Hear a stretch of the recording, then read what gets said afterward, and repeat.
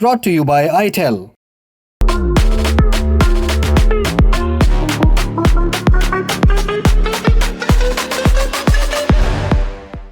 T20 world cup 2026 का सबसे रोमांचक मुकाबला साउथ अफ्रीका और अफगानिस्तान के बीच खेला गया। मैच में दो सुपर ओवर है। अंतिम बार 2 सुपर ओवर हमने देखा था इंग्लैंड और न्यूजीलैंड के खिलाफ जब फाइनल हुआ था, तब 2019 का ओडीआई वर्ल्ड कप का। और इसके बाद ये मुकाबला, आप सोच सकते हैं कितना रोमांचक ये मुकाबला रहा होगा। हर वक्त लग रहा था कि ये मैच जो है कभी साउथ अफ्रीका जीत रही है, कभी अफगानिस्तान जीत रही, और दोनों के बीच जो ये चलते रही लगातार ऊपर नीचे। और सबसे खास बात ये रही कि इस मैच में अफगानिस्तान को ऐसे कई मौके मिले जहां वो मैच को ख़त्म कर सकते थे, जीत सकते थे, लेकिन अंततः जो जीत तय हुई है वो है साउथ अफ्रीका की। और पूरे मैच में क्या हुआ, इतना रोमांचक मुकाबला था, इसके बारे में हमारे साथ बात करने के लिए प्रशांत है। प्रशांत, सबसे पहले तो इस मैच के बारे में, और उसके बाद हम बात करेंगे कि सुपर ओवर में क्या हुआ। यार इट वॉज ऑल, मतलब मुझे लगता सब मेंटल वाला गेम था। और आखिर में जो मेंटल नर्व दिखाया साउथ अफ्रीका ने दिखाया, साउथ अफ्रीका जीत गई। अफगानिस्तान को जीत लेना चाहिए था। वी एज इंडियंस हम बहुत सपोर्ट करते हैं अफगानिस्तान को, और हम बैक भी कर रहे थे अफगानिस्तान को। और अगर जीतते तो वो कोई ऐसा अपसेट नहीं होता, क्योंकि अफगानिस्तान आईसीसी टूर्नामेंट्स में और वैसे ही बहुत अच्छा क्रिकेट खेल रही है पिछले 2-3-4 सालों से। और स्पेशली जो भी आईसीसी इवेंट्स होते हैं वहाँ अफगानिस्तान बहुत खुलकर प्रदर्शन करती है। और मुझे ऐसा लगा आज के मैच की अगर आप बात कर रहे हो तो अफ्रीका को वो जो 20वां ओवर था, मैच वहीं ख़त्म कर लेना चाहिए था। वो पता नहीं, अब ये एक्सपीरियंस ही आप कहते हो। हाँ, एक तो टेल एंडर्स खेल रहे थे, वो जो लास्ट में सिंगल लिया उसको डबल में कन्वर्ट करने की कोशिश कर रहे थे जो भी बैट्समैन थे, वो कोशिश नहीं करनी चाहिए थी। वो आप सिंगल पे आप रुक जाते, आगे 3 बॉल में 2 रन चाहिए था खाली यार, तो वहाँ पे मैच जीतने के चांसेस ज़्यादा थे।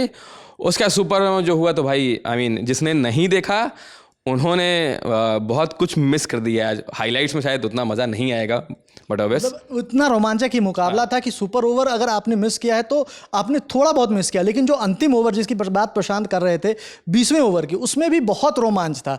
पहले ही बॉल पे विकेट गिर गया था, मैच खत्म हो चुका था, लेकिन उसके बाद आया अंपायर का सिग्नल, नो बॉल करार दी गई बॉल को। और उसके बाद जब लग रहा था कि अब तो लगता है कि आराम से अफगानिस्तान जीत जाएगी, 3 बॉल में 2 रन चाहिए थे, और वहाँ पर एक गलती की जिसके बारे में प्रशांत बता भी रहे थे कि वो डिसीजन की गलती थी कि वहाँ पे सिंगल ले सकते थे, वहाँ मैच टाई हो जाता, फिर प्रेशर साउथ अफ्रीका पे होता ऑब्वियसली कि 2 बॉल में 1 रन ही चाहिए। मैं मेंटल की बात इसलिए कर रहा हूँ, अगर जिसने भी मैच देखा है बटोबस, और जो जिसने नहीं देखा वो बाद में देखेगा, तो आप देखिए आखिरी ओवर कराने आ रहे हैं रबाडा, जो कि वर्ल्ड के सबसे अच्छे पेसर्स में से एक है रबाडा।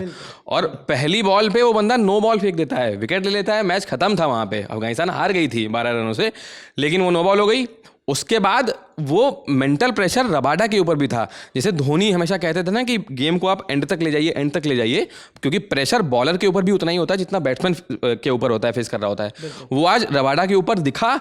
और उसके बाद जब ये लोग बॉलिंग करने आए, आप देखिए जब बैटिंग कर रही थी अफगानिस्तान, तो एक कैच रबाडा के पास गया, हालांकि उन्होंने बहुत अच्छा सेव किया था, वो छक्का था, 2 रन बचाए उन्होंने वहाँ।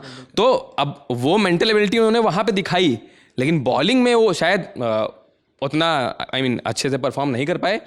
लेकिन वही कहेंगे ना, आपकी एंड में सेकंड सुपर ओवर में जो आपने 23 रन कंसीड कर दिए, तो बहुत मुश्किल होता है। गुरबाज ने आके लगातार 3 छक्के मारे, फिर से उम्मीद दिखाई कि शायद चौथा मार देंगे, बट मेरे हिसाब से बहुत मुश्किल होता है 4 छक्के लगातार मारना। उसके बाद भी जब बॉलर को पता हो कि मेरे को 1 बॉल डालनी है, वो सिर्फ सटीक गिरानी है, और मैच वहीं खत्म हो जाएगा। तो इससे पहले जो दूसरे सुपर ओवर की बात करेंगे, सबसे पहले सुपर ओवर की बात करते हैं। वहाँ पे जिस तरह से अफगानिस्तान को पहले बैटिंग करनी थी और जो नर्व दिखाते हुए वहाँ से 17 रन निकाले, वो भी बहुत खास था। वहाँ पे लुंगी एंगडी को उन्होंने चुना, उनके पास ऑप्शंस बहुत सारे थे, मार्को येंसन का भी ऑप्शन था। तो उस लिहाज से आपको लगता है कि लुंगी एंगडी को जो लाने की जो उनकी मंशा थी कैप्टन मार्करम की, वो कितनी सही थी? और उसके बाद जिस तरह से अफगानिस्तान ने उसको 17 रन में कन्वर्ट किया, क्या आपको लगता है ये बचाने लायक टोटल था? देखिए, मैं कह रहा हूँ ना कि कोई भी बॉलर आ जाए, अगर वो एप्लीकेशन उस ओवर में या उस बॉल पे पर्टिकुलर 6 डिलीवरीज में नहीं होगी तो मुश्किल होगा। एनगीडी खराब बॉलर है नहीं, लेकिन फिर वही बात है, दाद देने की होगी अजमत की बैटिंग की। उन्होंने जो रन बना दिए, 17 रन बहुत होते हैं पहली बात। तो जब अफगानिस्तान बैटिंग करने आई तो बेविस ने छक्का मारा था, लेकिन उसका उनका विकेट गिरा, लेकिन स्टब्स ने आगे जो एप्लीकेशन दिखाया था वो काबिल तारीफ था। और इसीलिए आप देखिए जब सेकंड सुपर ओवर होता है तो स्टब्स को ऊपर भेजा जाता है। तो वो आपको देखना पड़ेगा और वहीं पे ही गेम पलटता है। लेकिन फिर ये वाली बात है कि 20 ओवर तक नहीं तो पहले सुपर ओवर में अफगानिस्तान को जीत लेना चाहिए था। आप अगर वो बार बार टालोगे तो एक बड़ी टीम के सामने खेल रहे हो, वो मैच कभी ना कभी निकाल के ले जाएगी। और ऐसे भी अफगानिस्तान प्रेफर करते हैं, पहले वो चाहते हैं कि वो चेज ना करें, वो चाहते हैं कि वो पहले एक स्कोर बोर्ड पर रन लगा दें और उसके बाद उसका प्रेशर यूज़ करते हुए अपने बॉलर से भरोसा जताएं, क्योंकि वो हमेशा अपने बॉलर्स पे भरोसा जताते हैं। लेकिन एक चीज़ जो चौंकाने वाली बात रही प्रशांत, वो ये कि हम यहाँ देख रहे थे कि सेकंड ओवर में इनके पास ऑप्शन बहुत सारे थे। राशिद खान का खुद का ऑप्शन था, मोहम्मद नबी थे, नूर अहमद थे, मुजीबुर रहमान थे, मतलब इनके पास स्पिनर्स के बहुत सारे ऑप्शन थे। लेकिन ये चूज़ किया इन्होंने अजमत उमरजाई को। अब वहाँ पे भी मुझे ऐसा लगता है कि वो टेक्टिकल मिस्टेक ही कहेंगे। अब क्या कहते हैं, जैसे आप बैटिंग जब अफगानिस्तान बाद में करने आई, 24 आप चेज कर रहे थे 6 बॉलों में, तो नबी को भेजने का डिसीजन मेरे हिसाब से वो मिस्टेक नहीं थी, क्योंकि 24 रन का मतलब होता है कि सामने वाली टीम को पता है कि मारना ही है, मतलब ऑल आउट अगर खेलने नहीं जाओगे 4 छक्के मारने ना या 6 गेंदों में, इसलिए नबी को भेजा। नहीं तो शायद गुरबाज को ही भेजते, और अगर गुरबाज पहली 2 गेंदों में होते तो शायद 4 छक्के मार ही देते या कुछ भी हो सकता था। लेकिन माकरम ने जो है वहाँ पे स्पिनर को यूज़ किया, जबकि उनके पास ऑप्शन थे, जानसन भी ऑप्शन थे। नहीं, मैं आपसे उस वक्त कह भी रहा था कि मेरे को लग ही रहा था कि पहले ही सुपर ओवर में अफगानिस्तान को किसी स्पिनर को ट्राई करना चाहिए, नूर अहमद को भेजें, हाँ, या राशिद खान खुद आए। अब पहले में नहीं आया तो सेकंड में आना चाहिए था। अजमत से ओवर कराना बहुत बड़ी टेक्टिकल मिस्टेक थी, क्योंकि उन पास उतनी वेपनरी है नहीं, बात यह है।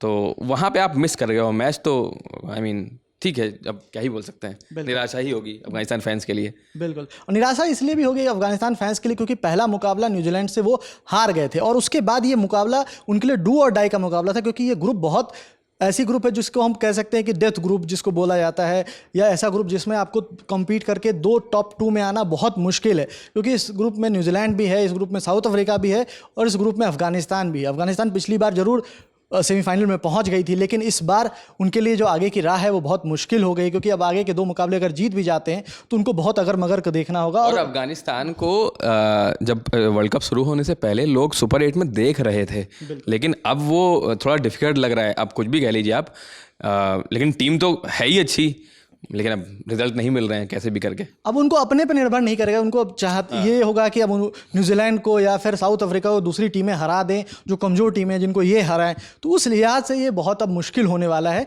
अफगानिस्तान का सफ़र। क्योंकि जब इंडिया में मैच हो रहा था तो ये बात कहा जा रहा था कि जब इंडिया होस्ट कर रहा है तो अफगानिस्तान इस कंडीशंस में बहुत खेलते हैं, जानते हैं इसके बारे में, और उनको प्रेफर करेगा। लेकिन स्पिनर्स को अगर हम देखें, पहले चेन्नई में इन्होंने नूर अहमद को नहीं खिलाया, उसके बाद फिर यहाँ पर नूर अहमद को लेकर के आए, ठीक है वो महंगे रहे, लेकिन अंत में वो मैच को रोमांच लाने वाले भी नूर अहमद ही थे, और वहाँ से मैच जो है वो निकल गया था लगभग, लेकिन अंततः रिजल्ट से मतलब है, और रिजल्ट जो है वो साउथ अफ्रीका के फेवर में गया है। अब पहले मैच से वो भी बहुत सारी लर्निंग लेके जाएंगे आगे, और रबाडा खुद भी सोचेंगे कि आखिर हुआ क्या था 20वें ओवर में। और इस मैच से जुड़ी जो भी आपको लगता है कि यहाँ कहाँ वो टर्निंग पॉइंट था, आप कमेंट बॉक्स में लिख करके बताइए। मेरे साथ वीडियो में थे प्रशांत, मैं सुकांत, देखते रहिए लर्न टॉपिक।